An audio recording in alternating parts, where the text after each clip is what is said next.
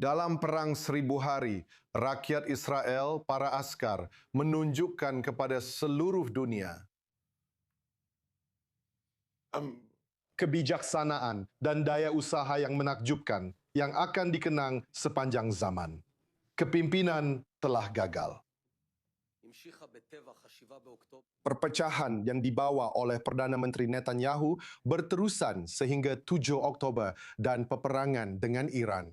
Kepada anda, rakyat Israel, saya katakan hari ini, saya faham kekecewaan anda, kebimbangan anda, kesakitan anda. Tetapi angkatlah kepala anda. Ia tidak perlu jadi begini. Akan ada hari yang lebih baik di sini. Kita boleh kembalikan keselamatan kepada Israel. Anda mungkin bertanya kepada diri sendiri, apa yang akan anda lakukan secara berbeza? Jawapan saya, segala-galanya. Secara diplomatik, modal diplomatik saya berbanding dengan Presiden AS yang paling memihak dalam sejarah, saya akan gunakan hanya untuk manfaat negara Israel.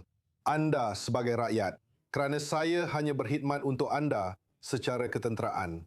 Saya akan kembali kepada doktrin peperangan yang pantas dan tegas. Berbeza dengan doktrin Netanyahu, iaitu peperangan yang berlarutan dan meletihkan, yang melemahkan ekonomi dan masyarakat. Saya akan memperbaharui hubungan diplomatik. Islam. Pejabat diplomasi awam yang akan membentangkan kes Israel dengan betul di dunia, di pentas global dan tidak membenarkan TikTok serta propaganda menguasai wacana global. Saya akan hentikan pembiayaan kepada mereka yang mengelak daripada wajib tentera dan saya akan bantu membawa ribuan askar yang sangat diperlukan oleh IDF. Dan anda tidak boleh menang tanpa mereka.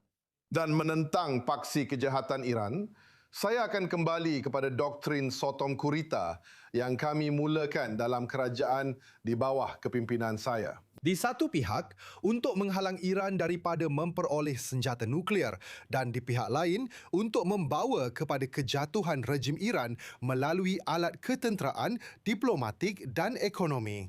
Semua ini akan berlaku. Jam pasir untuk menjatuhkan rejim Iran akan bermula sebaik sahaja kepimpinan di Israel berubah.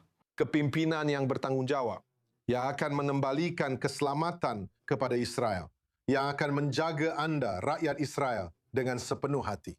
Dengan bantuan Tuhan, akan ada hari-hari yang lebih baik di sini. Soalan saluran 12.